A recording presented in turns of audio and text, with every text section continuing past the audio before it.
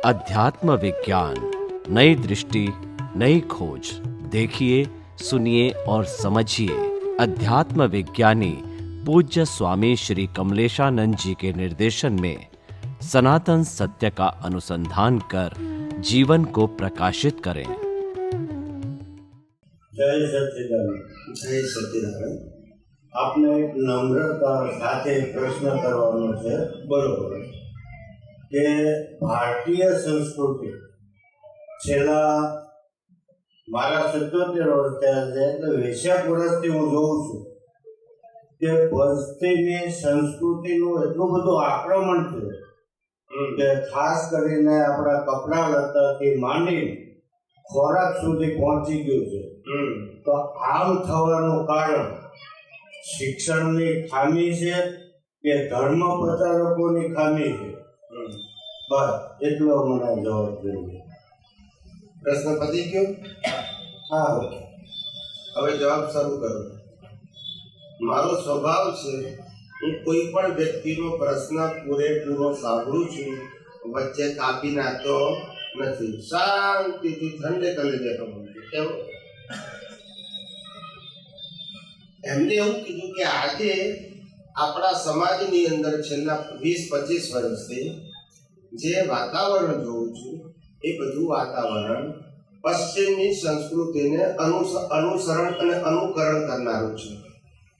એ કપડા અને ખાવા પીવા અને રહેવાની જીવવાની સ્ટાઇલ ઉપર પણ દેખાય છે। એનું કારણ શું છે? શિક્ષણ છે, ધર્મગુરુઓ છે, આ એનો પ્રશ્ન છે, બરાબર છે? પહેલી વસ્તુ એ છે, એક કારણ નથી, અનેક કારણ જવાબદાર છે। સૌથી મોટામાં મોટું કારણ છે મીડિયા। શું છે? દુનિયા મેરી મુઠ્ઠી મેં ના સમજ્યા? મુઠ્ઠી મેં એટલે શું? જાણકારી તાત્કાલિક મળવી, પણ એવું મને કેવી રીતે મળે? આજે મેં પ્રશ્ન પૂછ્યો ના, એવું નહીં, એટલે મોબાઈલમાં આખી દુનિયા આવી ગઈ। અમેરિકામાં શું થાય છે તે મોબાઈલમાં ખબર પડે, બોલતા નથી। એટલે પછી ત્યાંનું કલ્ચર છુપાયેલું રહ્યું, હવે કેવું થઈ ગયું? ખુલ્લું થઈ ગયું। પહેલા તો કોઈ જતું નતું ને મીડિયા નતા, ટીવી નતા, તો કઈ રીતે ખબર પડે? કોઈ કે એ તો આપણે સાંભળીએ પણ દેખાય નહીં। હવે શું થઈ ગયું? દેખાય। એનું આ કારણ। બસ આ દશા આમાં બેઠી। આ પહેલું કારણ। બીજું કારણ થયું શિક્ષણ। આજનું શિક્ષણ માણસને સંસ્કારી નથી બનાવતું, માણસને માણસ નથી બનાવતું, પણ માણસને પૈસા કમાવાનું મશીન બનાવે છે। ના સમજાય? માણસને સંસ્કારી નથી બનાવતું, માણસને સંસ્કારી નથી બનાવતું, અને એ માણસને માનવતાવાદી નથી બનાવતું, માણસને ખાલી પૈસા કમાવાનું મશીન બનાવે છે શિક્ષણ। ખ્યાલ આવ્યો છે? એટલે જે લોકો ભણી ગણીને તૈયાર થઈ જાય, પછી ડોક્ટર હોય, ચાર્ટર એકાઉન્ટન્ટ હોય, લોયર હોય, એન્જિનિયર હોય, બધા લોકો ભણે પછી પૈસા કમાય એનો તો વાંધો નથી, પણ પૈસા કમાય એની અંદર એ લોકો એક જ ઉદ્દેશ રાખે છે, કેમ કરીને પૈસા વધારે વધારે પેશન્ટ પાસેથી ખેંચવા। સમજાય છે? ઉદ્દેશ જ આ। એટલે આજનું એજ્યુકેશન મની ઓરિએન્ટેડ થઈ ગયું। સંસ્કાર બધું બાજુ જતું રહ્યું, સભ્યતા મર્યાદા ભૂલી જવાની, પૈસા કેમ કમાય એવું શીખવાડો, બસ એ શીખવાડે છે। એટલે આજનું શિક્ષણ બધાને શું બનાવે છે? પ્રેક્ટિશનર બનાવે છે। શું બનાવે છે? પહેલાનું ભણતર બધાને પ્રેક્ટિકલ બનાવતું હતું, અત્યારે પ્રેક્ટિશનર બનાવે છે। શું બનાવે છે? એટલે અત્યારે કોઈ માગવું પડે તો ડોક્ટર પાસે જાય એટલે ડોક્ટર કહે છે કે આ 4 પ્રકારના રિપોર્ટ લઈને આવો. ના સમજાય, કારણ કે ભણેલા બહુ છે એટલે ખબર પડે નહીં અમને. એટલે કે છે અમે એટલું બધું ભણ્યા છે કે 4 જગ્યાએથી રિપોર્ટ લઈ આવો. બ્લડ રિપોર્ટ ને, યુરિન રિપોર્ટ ને, આ રિપોર્ટ ને, તે રિપોર્ટ, એ બધું લઈને આવવાનું. એ બધે ઠેકાણે પાછું એમનું કમિશન હોય.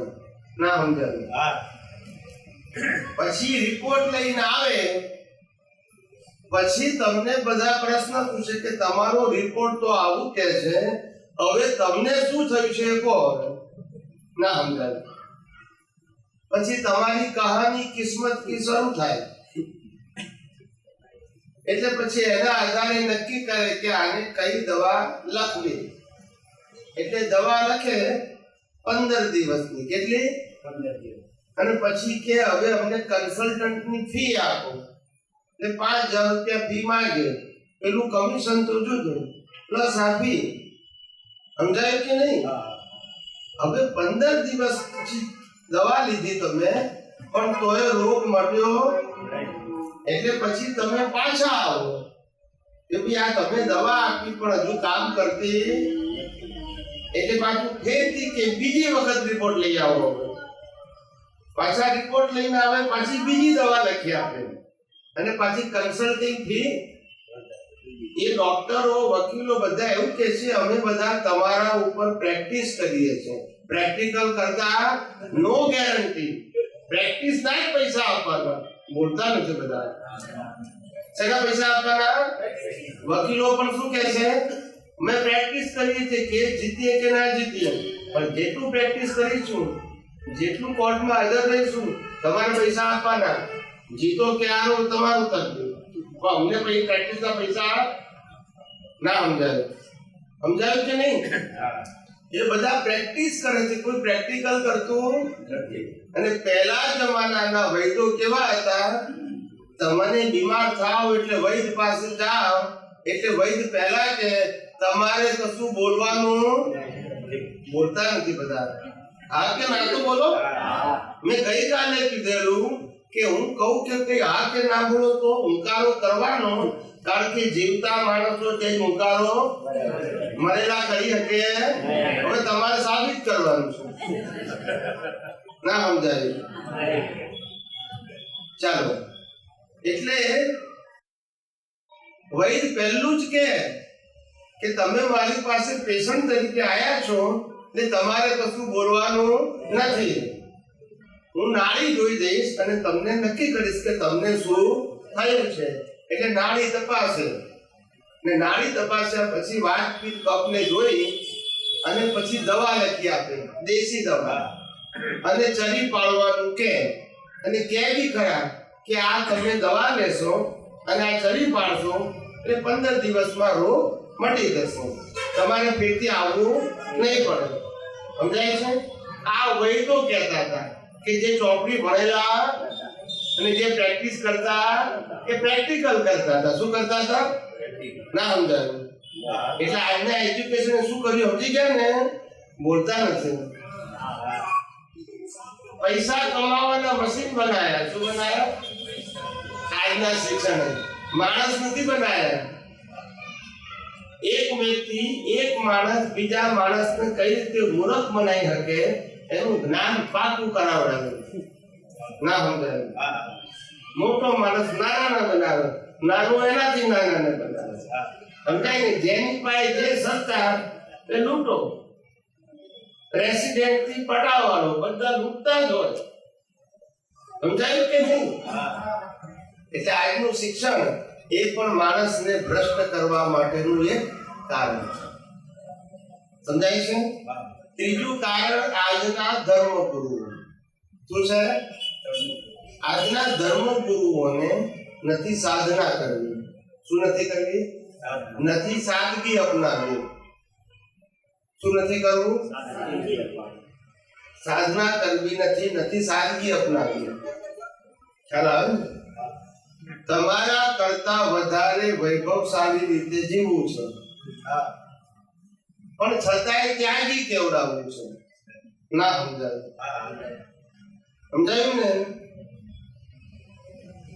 એટલે ઘણા બધા ત્યાગીઓ મને ભેગા થાય તો મને કે જ્યાં સુધી ત્યાગ લીધો નથી ત્યાં સુધી મોક્ષ થશે નહીં. એટલે હું કહું કે તમે ત્યાગી કોને કહો છો? તમે ત્યાગી કોને કહો છો? જે લોકો આ ઘરની અંદર 4, 5, 6 લોકો રહે છે એને તમે ભોગી કહો છો, અને તમે અહીંયા હાઈટ વરગાડે એને ત્યાગી કહો છો? બોલતા નથી. ઘરના 6 આગળ ચાલતું નતું તો કંટાળીને ત્યાગ લીધો અને પછી ત્યાં હાઈટ વરગાડ્યા. પોતાના માનતા નથી અને પારકા માનશો. બોલતા નથી. માનશે? આ સંસાર વધાર્યો ઘટાડ્યો? બોલો. સમજાય છે કે નહીં? જે માણસો બચારા સામાન્ય માણસો જિંદગીમાં પરણે તારે એક જ વખત વરઘોડો કાઢે એને તમે ભોગી કહો, અને જે વર્ષમાં 12 વરઘોડા કાઢે એને ત્યાગી કહેવાય. બોલતા નથી બધા. હા કે ના બોલો? જે લોકો પોતાના જીવનમાં 40-50 વર્ષ સુધી મહેનત કરી, ઘર ચલાવી અને પૈસા ભેગા કરીને પોતાનું મકાન બનાવે છે, થોડા ઘણા ખૂટે તો લોન લે છે અને 50, 60, 65 વર્ષે લોન પૂરી કરે છે, પોતાની મહેનતથી મકાન બનાવે, તો એ ભોગી. અને લોકોના પૈસાથી સંસ્થા બનાવો તો ત્યાગી. બોલતા નથી. હવે આમાં દશા પ્રાપ્ત થાય કે બે? સમજાય છે કે નહીં? આ બધું ભ્રષ્ટ થઈ ગયું છે. શું થઈ ગયું છે? બધામાં પૈસા ઇમ્પોર્ટન્ટ થઈ ગયા. એટલે માણસ તરીકે રહ્યો, પોસ્ટ ગમે તે હોય, પણ માણસ જ ના રહ્યો કે પોસ્ટને શું કરવાનું? દરેક પોસ્ટ ઉપર પહેલા વ્યક્તિનો એક જ ધ્યેય, હાઉ ટુ મેક મની. સમજાય છે? બસ. પછી હવે તમે કહો કે ભાઈ આપણી સંસ્કૃતિ, સભ્યતા, મર્યાદા ક્યાંથી ટકે? બધું જ શિક્ષણ ભ્રષ્ટ થઈ ગયું, ધર્મગુરુઓ ભ્રષ્ટ થઈ ગયા. સમજાય છે? અને આજનું પ્રોફેશનલો ભ્રષ્ટ થઈ ગયા. હવે કઈ જગ્યાએ સુધારો કરવો? ખ્યાલ આવ્યો? એટલે હવે આ બધું ભ્રષ્ટ થઈ ગયું છે, એને રિપેરિંગ કરવાનું કામ ગવર્નમેન્ટનું નથી. હવે એનું કામ કુદરતનું છે. કોનું છે? કુદરત. કે માણસ હતું ને, માણસ તો 100% ક્વોલિફાઈડ વાળો માણસ હોય ત્યારે એને પરફેક્ટ માણસ કહેવાય, 100% પરફેક્ટ. તે ઘસાતો 35% સુધી પણ અમે એને માણસ જ કહ્યો. ભલે 65% ફેલ હોય પણ 35% તો છે ને, તો એને માણસ જ કહ્યો અમે. ભલે 65% અવગુણ હોય પણ 35% તો ગુણ છે ને, એને અમે માણસ કીધું. પણ એ અમે ઘટતા 35 માંથી ઓછા થઈ ગયા, 30% થઈ ગયા. હવે આકાર માણસનો ખ્યાલ આવ્યો, પણ લક્ષણો બધા પ્રાણીઓના. ના સમજાયું? આકાર માણસનો છે પણ લક્ષણ કેવાય છે પ્રાણીઓના. નથી કહેતા? એટલે આપણે વ્યવહારમાં કહીએ છીએ બી ખરા, આ તો ગધેડા જેવો છે, આ તો કૂતરા જેવો છે. નથી કહેતા? ના સમજાયું? કોઈ કૂતરાને સાંભળ્યું કે આ માણસ જેવો જેવું કે છે? કોઈ કૂતરાઓ કે બીજા કૂતરાને કે આ માણસ જેવો છે? કે માણસ ને એવું કે આ કૂતરા જેવો છે? સમજાય છે કે ઘણી વખત લોકોનું મોટું ટોળું હોય, બાજુમાં કોક નીકળે એટલે કે પણ એ માણસો છે. હકીકતે એ તેનો લીડર કહેતો એમ બધા કરતા, પણ એમાં માણસાઈ ન હોય. માણસો છે, માણસાઈ નથી. એ પછી એટલે આવી રીતે આખું આપણી આ સંસ્કૃતિ બધી ભ્રષ્ટ થઈ ગઈ છે. કેવી થઈ ગઈ છે? એટલે હવે કુદરત કહે છે કે પહેલા 100 કિલોની ઘઉંની ગુણ હતી. કેટલા કિલો? એમાંથી હાર્ડલી 500 ગ્રામ જેવા કાંકરા નીકળતા હતા. કેટલા? 500 ગ્રામ એટલે અડધો ટકો કહેવાય. કેટલા કહેવાય? તો એને ઘઉંની ગુણ કહેવાય. બરાબર કે નહીં? એવું કહેવાય ઘઉં કાંકરાની ગુણ, ઘઉંની ગુણ જ કહેવાય ને. અને પૈસા આપણે ગુણ જ આપીને કાંકરાના જે આવી જાય ને એમાં. પછી એમાંથી 500 ગ્રામમાંથી 5 કિલો કાકરા થઈ ગયા 100 કિલોમાં, તોય ઘઉંની ગુણ જ કહેવાય. બોલતા નથી બધા. 100 કિલો ના જ પૈસા આપવાના, કાકરાના બાદ કરીને આપવાના નહીં. એમાંથી ઘટતા ઘટતા 50% કાકરા ને 50% ઘઉં, તોય લોકો કે ઘઉંની જ ગુણ છે કે સમજાય છે કે નહીં? સમજાય છે ને? હવે 50% કાકરા અને 50% ઘઉં હોય શું થાય સાહેબ? એટલે કુદરત કે છે હવે આ અને રિપેર ના કરાય માણસોથી. એટલે કુદરત હવે આ કુદરતી આફતોથી આ વર્લ્ડની જે પોપ્યુલેશન છે એમાંથી 40-50% પોપ્યુલેશનને ખલાસ કરશે. કુદરતી આફતો, ધરતીકંપ, સમજાય છે ને? ધરતીકંપ થશે, દરિયો ઉછળશે, નદીઓ એની મર્યાદા ઓળંગશે, દરિયો એની મર્યાદા ઓળંગશે. ખ્યાલ આવે ને? સખત ગરમી પડશે, સખત ઠંડી પડશે, અતિ વરસાદ પડશે, અથવા તો દુષ્કાળ થશે, પાણીનું ટીપું નહીં પડે. આવી કુદરતી આફતોમાંથી દુનિયાની 50% વસ્તી શોર્ટ ટાઈમમાં, મેક્સિમમ 50 વર્ષ, મિનિમમ 25 વર્ષમાં આ થવાનું છે. એ વખતે કુદરત ખાલી ઘઉં ને કાકરા છૂટા પાડવાના ના. સમજાયું કે નહીં? કાકરા જશે 2 માંથી 4 પગમાં, પછી લાકડીની જરૂર પડે નહીં. બોલતા નથી બધા. અને પૂછડું બધાને બોનસમાં મળશે. પછી શું વાત જોશે? મજા કરો. સમજાય છે કે નહીં? એટલે જે ઘઉં છે એ મનુષ્ય રહેશે અને કાકરા બધા 2 પગમાંથી 4 પગમાં. સમજી ગયા કે નહીં? એટલે આ કુદરત કરવાની. હવે ગવર્નમેન્ટ નું કામ નથી. 5-10% હોય તો ગવર્નમેન્ટ રિપેરિંગ કરે, 50% ને કોણ રિપેરિંગ કરે? સમજાય છે ને? કંટ્રોલ બહાર કર્યું. શું કહ્યું? હવે કંટ્રોલ બહાર કર્યું. એટલે હવે કુદરત નું કામ છે. કોનું કામ છે? એટલે કુદરત એનું કામ કરશે. એટલે કુદરત કહે છે કે આ બધા કહેવાય માણસો, પણ લક્ષણ માણસ એવા પણ કરીએ શું? હવે ત્યાં વસ્તી વધી ગઈ છે ને તે ઘટી જશે, પછી તે પ્રાણીઓની ઘટી ગઈ છે તો વધી જશે પાછી, અને મનુષ્યની વધી ગઈ છે તે એટલે બેલેન્સ થશે. સમજાય છે? એટલે જેમ માણસોની સંખ્યા વધશે એમ માનવતા વધશે. શું વધશે? અને આજે સંખ્યા એટલી વધી ગઈ છે કે ઘરમાં માણસ જ ખવાતો નથી. એક ઘરમાં એકની જગ્યાએ 4 એસી આવે કઈ વાંધો નહીં, એકની જગ્યાએ 4 ગાડી આવે કઈ વાંધો નહીં, દરેક રૂમે ટીવી આવી જાય કઈ વાંધો નહીં, પણ ઘરમાં ચોથાથી 5મો માણસ લાંબો રહેવો જોઈએ નહીં. ના સમજાતા? એ ખવાતો નથી, બીજું બધું ખવાય છે. એટલે માણસની જે દ્રષ્ટિ છે એ એટલી હીન થઈ ગઈ. શું થઈ ગઈ? માણસ માનવતા વિહોણો થઈ ગયો. કેવો થઈ ગયો? સમજાય છે ને? આપણી ભારતીય સંસ્કૃતિ એ અતિથિ દેવો ભવના સિદ્ધાંત ઉપર રચાયેલી છે કે આપણે અતિથિને પણ વેલકમ કરતા હતા. એની નાત જાત ગામ પૂછતા નતા. એ આપણી સંસ્કૃતિ હતી પહેલા જમાનામાં. અત્યારે પણ હશે કેટલાક ગામડામાં, ખબર નથી. પહેલા જમાનામાં ગામડાની અંદર લોકો ગામના ચોરે બેસતા હતા, પાદરે બેસતા હતા, અને ત્યાંથી કોઈ વટલે માલવું નીકળે એટલે એને ઘેર લઈને ખવડાવે પછી ખાય. એને આનંદ થાય કે મેં એક માણસને જમાડ્યો. એટલે માણસને એ લોકો દેવ તરીકે માનતા હતા. આવી આપણી સંસ્કૃતિ, અતિથિ દેવો ભવ.